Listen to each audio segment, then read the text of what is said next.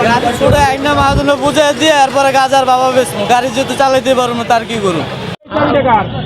এটা আমার স্যার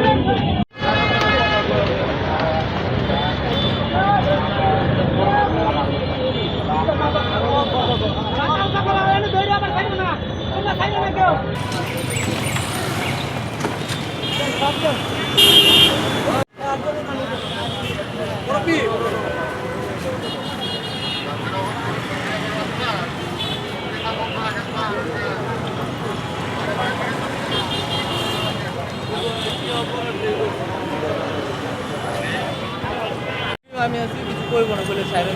তাই বন্ধ ধরলাম তাও কাম হইল না